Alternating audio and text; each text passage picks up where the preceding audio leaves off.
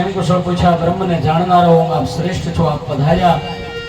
તો એક મારી વિનંતી છે કે અમારા બાળકોના નામકરણ કરતા જાઓ. જેને જે જોતું હતું એ સામેથી મળ્યું. ગર્ગાચાર્યને આશ્ચર્ય થયું. જુઓ નંદજી, તમારા કહેવા પ્રમાણે હું આ બંને બાળકોના નામ પાડું. હું યાદવનો પુરોહિત છું અને તમે વસુદેવના મિત્ર છો. ત્રીજું કંસ એ પાપમતી છે. ચોથું યોગ માયાના વચન સાંભળ્યા ત્યારથી કંસ ખુદ કાળ બનીને દેવકીના 8મા સંતાનને શોધી રહ્યો છે. આ ચારેય મુદ્દા વિચારતા આ રોહિણી પુત્રનું નામકરણ હું કરું, પણ તમારા દીકરાનું નામ પાડીશ તો કંસને શંકા પડશે. લોકો તમારા દીકરાને દેવકીનો દીકરો સમજી અને મારી નાખશે. માટે નંદ બાબા રહેવા દો. છતાં નંદજી કહે છે કે આપણે જગ જાહેર ક્યાં કરવું છે? આપણે જાહેરમાં કોઈ નામકરણ કરવું નથી. એટલે વળી ગૌશાળામાં પાટલા નખાણા. નકર હું એને બીજી જગ્યા નહીં હોય. આ ગાયોનું મહત્વ મારો લાલો બતાવે છે. પોતાનું નામકરણ પણ ક્યાં થયું? અત્યારે સત્યનારાયણની કથા કે રાંદલ તેડવા હોય ને, ગૌમૂત્રનું બેનોને ખાલી પોતું કરવાનું કઈ તો ગમતું નથી, ગંધાય છે. ના, પણ એ પવિત્ર છે. થોડી ક્ષણો માટે કદાચ વાસ આવે, પણ પવિત્રતા ત્યાં છે. પાટલા નખાણા રોહિણી, નંદજી, યશોદા સુંદર વસ્ત્રો ભરીને બેઠા છે. સ્વસ્તિ પુણ્યવાચન કર્યું છે. રોહિણી પુત્ર મોટા છે. સૌ પ્રથમ તેનું નામ પાડ્યું છે અયમ હિ રોહિણી પુત્રો રમ્યન સુદો ગુણે આખ્યાસ્તે રામ ઇતિ બલાધિકાયા બલમ વિદુ. આ રોહિણીના પુત્ર માટે રોહિણી આ બહુ બળવાન થશે માટે બળદેવ ત્રીજું નામ આપ્યું છે રામ. કારણ સૌને તેના ગુણો વડે રમાડશે. ચોથું નામ સંકર્ષણ, કારણ કે યાદવોને સંગઠિત કરશે. પછી વારો આવ્યો લાલાનો. બ્રહ્મને જાણનાર બ્રહ્મવિદ ગર્ગાચાર્યની નજર જ્યાં લાલા ઉપર પડીને ત્યાં જાણી ગયા કે આ તો ખુદ બ્રહ્મ છે. નજરથી નજર મળી ત્યાં સમાધિ લાગી ગઈ. ઘણો સમય થયો. નંદને યશોદા વિચારે કે આ મહારાજ શું કરે છે. બાજુમાં આવી અને પલોઠી વાળીને બેઠા હતા એટલે હલાવ્યા. મહારાજ, હા. નજરથી નજર મળી, સમાધિ લાગી ગઈ હતી ભગવાનની સાથે. એકદમ જાગૃત થયા. કહે છે કે આ કાળો છે,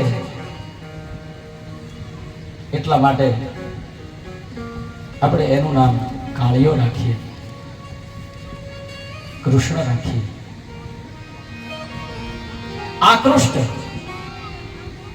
એ બધાને આકર્ષે છે, એટલા માટે એનું નામ કૃષ્ણ રાખીએ.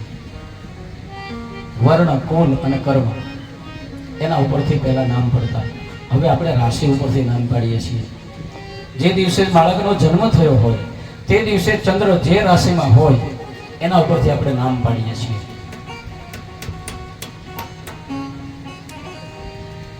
કાલ કીધું તો એમ કે નામ હસમુખભાઈ હોય પણ છતાં જીવનમાં કોઈ દી હસતો જ ન જો માણસ હોય તો શું કામનું. મકાનનું નામ રાખ્યું હોય પિતૃ છાયા, પણ બે વૃદ્ધાશ્રમમાં હોય, બેમાંથી એકોઈનો છાયો ઘરમાં ન હોય. વસુદેવના પુત્ર માટે વાસુદેવ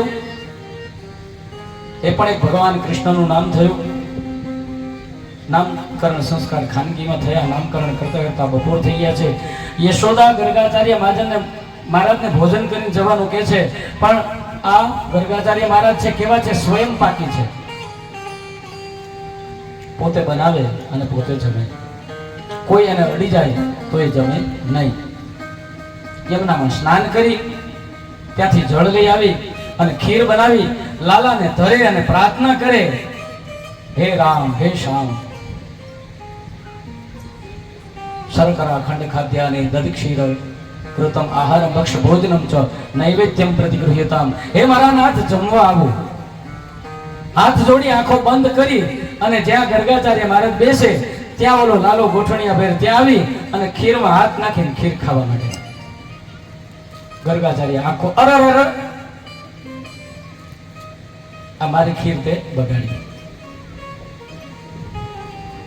ફરી બીજી ખીર બનાવે, ફરી પાછા પ્રાર્થના કરે, ફરી પાછો લાલો આવે, ખીર ખાય. આનંદજી તમારો છોકરો મારી ખીર બગાડે છે. લાલા કેમ આમ કરે? તો એ મને બોલાવે છે કે હે મારા નાથ તો ખીર ખાવા આવે, તો પછી હું ન જાઉં તો બીજું કોણ જાય? બીજો તો કોઈ છે નહીં. આખરે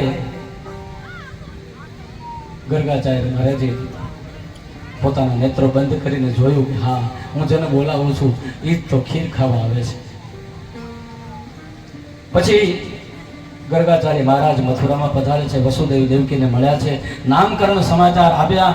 મોટો બલભદ્ર છે, નાનો કૃષ્ણ છે. આમ વાસુદેવ દેવકી રાજી થયા. બંને ભાઈઓ ધીમે ધીમે મોટા થવા લાગ્યા. કાલે નવ્રજતાલ્પેન ગોકુલે રામ કેશવો જાનુભ્યામ સપાણિભ્યામ રિગમાણો વિજય હતો. હવે મારો નાથ આ 4 પગે ચાલતો થયો એટલે ગોઠણિયા બે. આ લીલાને કેવી મધુરતા છે. બાળક 4 પગે ચાલતું થાય ને એટલે પછી એ દીકરો હોય કે દીકરી હોય એને માં ઝાંઝરી પહેરાવે. ખબર છે શું કામ માં ઝાંઝરી પહેરાવે છે? નહીતર દીકરો હોય તો એને ઝાંઝરી ન પહેરાવાની હોય, પણ એ શું કામ પહેરાવે છે કોઈને ખબર છે? ખબર નથી, પણ આગળથી ચાલ્યું આવે છે એટલે આપણે પહેરાવીએ છીએ.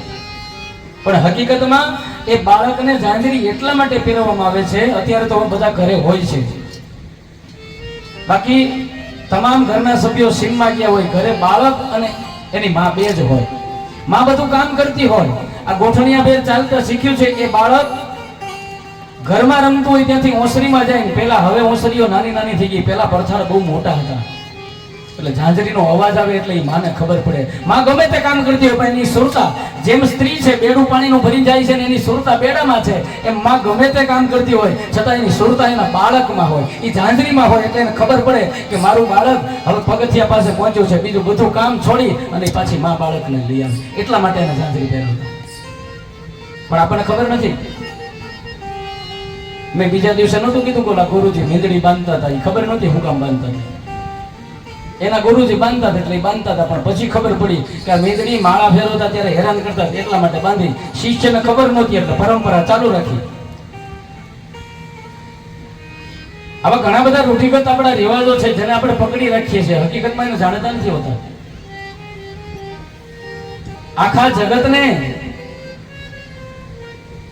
જે ચલાવવા વાળો છે એ પોતે કાપા પગલી પડે છે.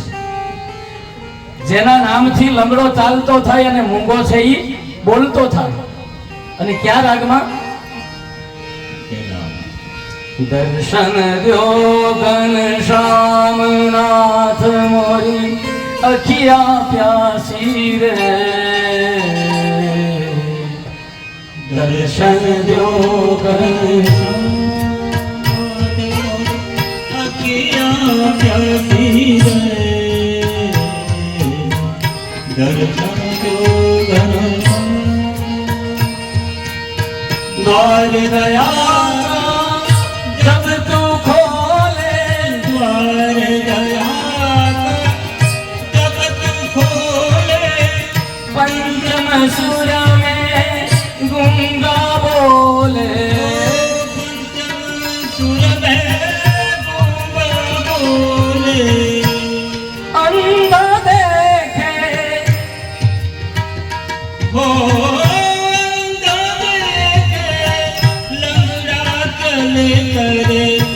पहुंचे काशी. दर्शन दो घनश्याम नाथ मोरी अखियां प्यासी रे. दर्शन दो घनश्याम. એની કૃપા હોય તો લંગડો છે ક્યાંનો ક્યાંય પહોંચી જાય, ઊંઘો બોલતો થાય. આજ એ મારો નાથ પાપા પગલી ભરે છે. માં ધ્યાન રાખે કે લાલાને હાથમાં કાંટા કાગરા ન વાગી જાય, ચાલતા ચાલતા દૂર ન જતો રહે. એટલે આ બાળક જ્યાં સુધી ચાલતા ન શીખે ત્યાં સુધી માને શાંતિ ન થાય. પણ જેવું ચાલતા શીખ્યું એટલે દરેક માને વધારે ધ્યાન આપવું પડે. હવે લાલો દિવાલને ટેકા આપીને ચાલવા લાગ્યો. શું ભાગ્ય છે દિવાલોના કે આજ 14 બ્રહ્માંડનો નાથ આજ એ દિવાલને ટેકા આપીને ચાલે છે. ધીમે ધીમે આધાર વગર ચાલવાનું શરૂ કર્યું. હવે ગોકુળની ધરતીની અંદર એને દોડવાનું શરૂ કર્યું અને એ બાળક ધીમે ધીમે બહાર જવાનું શરૂ કરે એટલે મિત્રો થાય. શ્રીરામ, સ્તોપ, સુગલ, મધુમંગલ, મનસુખ આમ બધા ભેગા મળીને રમતો રમે, મસ્તી કરે. પણ મનસુખ છે સાવ દુબળો છે, નથી મનનું સુખ કે નથી તનનું સુખ. એટલે કનૈયા પૂછે કે મનસુખ, તારે તો મનનું સુખ નથી, તનનું સુખ નથી, એટલો બધો દુબળો કેમ છે? ત્યારે મનસુખ કહે કે લાલા, અમારે થોડું તારી જેવું 9,99,000 દૂજે છે.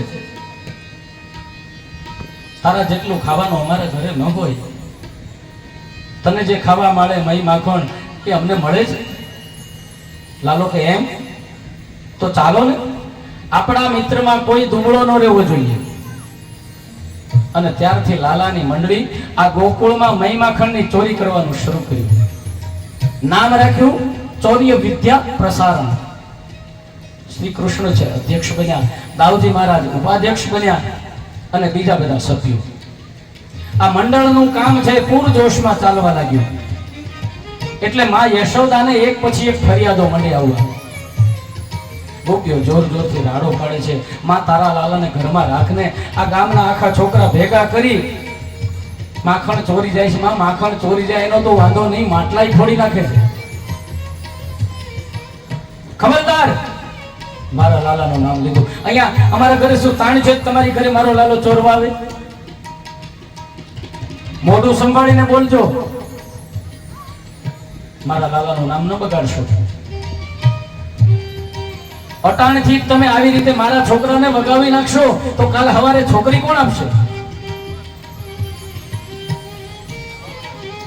ખબરદાર, માટે મારા લાલાનું કોઈ નામ ન લેશો. ગારી નાહી દીજો મોર ગરીબન કો જાયો, ગારી નાહી દીજો, ગારી નાહી દીજો મોર ગરીબન કો જાયો, ગારી નાહી દીજો.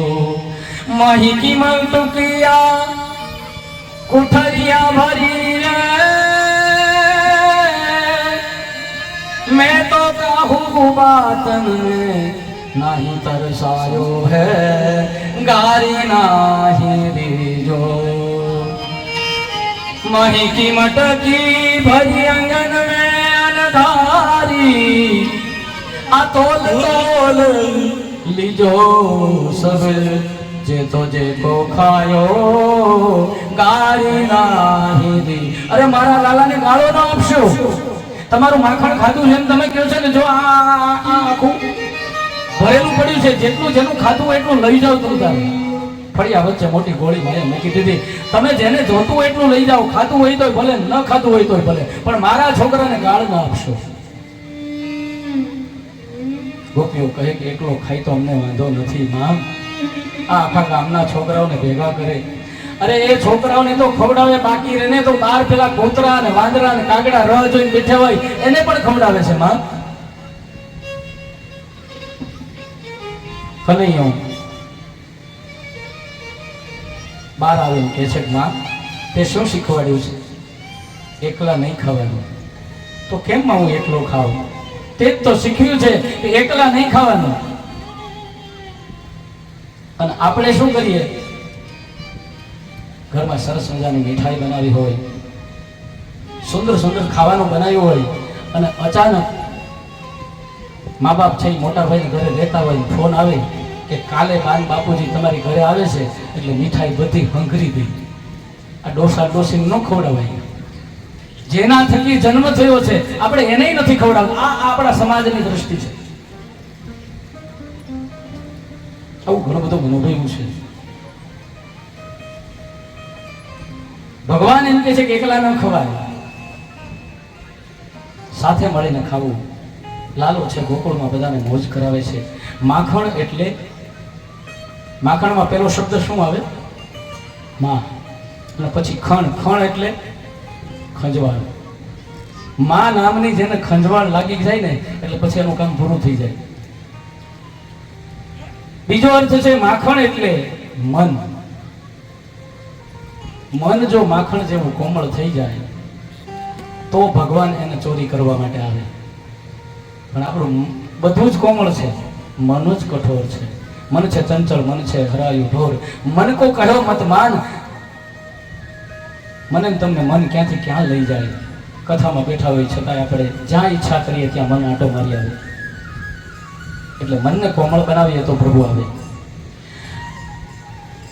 બીજાના દુઃખે દુઃખી, બીજાના સુખે સુખી, આ મન હોવું જોઈએ. સાત્વિક મન પ્રભુને ગમે છે.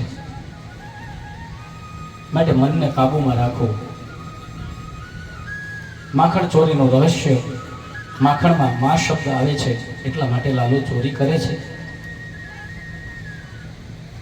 જે બાળકો સૂતા છે એને પ્રભુ સવારમાં ચીટિયા ભરી ભરીને ઉઠાડે છે. આ શું છે? મને તમને ભગવાન ચીટિયા ભરી ભરીને ઉઠાડે છે. જે મોહ નિંદ્રામાં સૂતા છે આ બાળકોને નથી જગાડતા, પણ હું તમે જેમાં મોહ પામ્યા છીએ અને મોહ નિંદ્રામાં જે સૂતા છીએ ને એને આજ મારો વાલો ચીટિયા ભરી ભરીને જગાડે છે. આપણે અબુધ છીએ, અજ્ઞાની છીએ. આ મોહ નિશામાં આપણે સૂતા છીએ એને ભગવાન ક્યારેક ક્યારેક ચીટિયા ભરીને જગાડે છે. એટલે ચીટિયા ભરવા એટલે આપણી માથે ભગવાનની કઠોર કૃપા શરૂ થાય. આપણે આપણો રસ્તો ભૂલીએ ત્યારે આપણને પાછા વાળવા માટે આપણી ઉપર દુઃખ નાખે છે. આ ભગવાનની, આ કૃષ્ણની કઠોર કૃપા છે. પૈસા હોય એટલે ઘણા બધા લોકો આપણા ઘરે પડ્યા પાથરા રહેતા હોય અને આપણને એમ થાય કે આહા આપણા સગાવાલા આપણને કેટલો પ્રેમ કરે છે.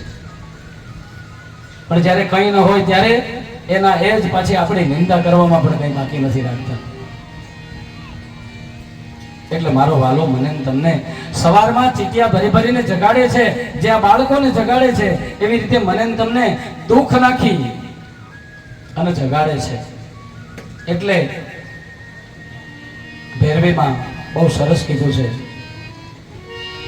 શ્યામ શરણ સુખદાયી હો મનવા, શ્યામ શરણ સુખદાયી, श्याम शरण सुखदाई हो मनवा, श्याम शरण सुखदाई।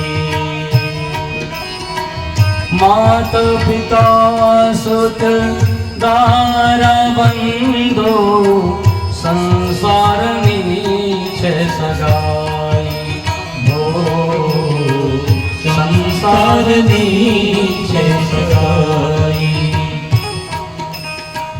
સાચો સગો છે સર્જનહારો, સાચો સગો છે સર્જનહારો, સમજી લે ભાઈ, શ્યામ શરણ સુખદાયી હો મનવા, શ્યામ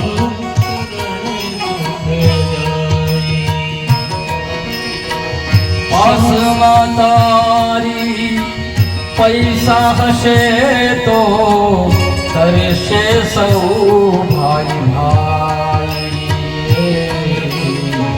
કરશે સૌ ભાઈ ભાઈ। સગા સંબંધી સહુ કોઈ આવે,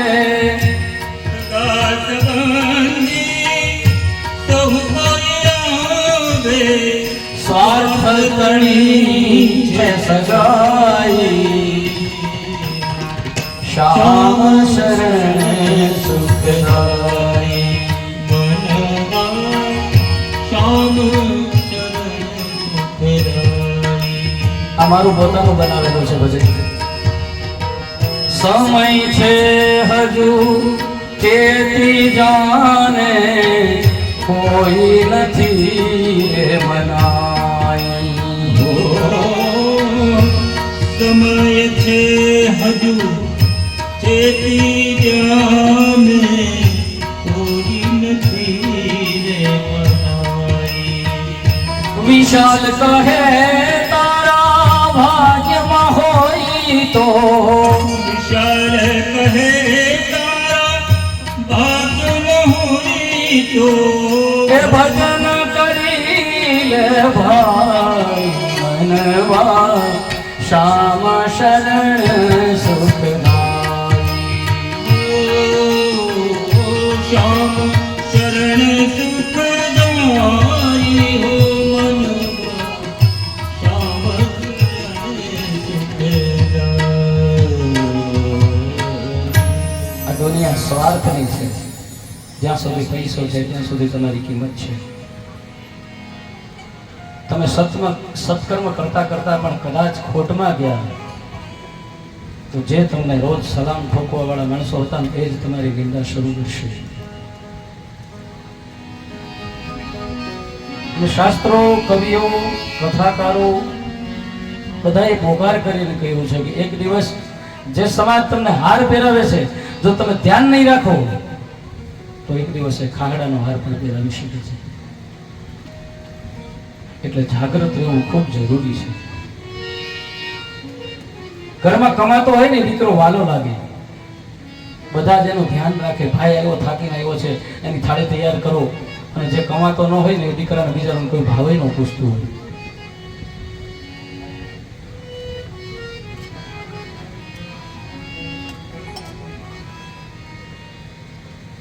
એક દ્રષ્ટાંત છે નાનું એવું. દુનિયામાં બધું ફરી જાય પણ સાચો સંત છે એ સ્વભાવ છોડતો નથી.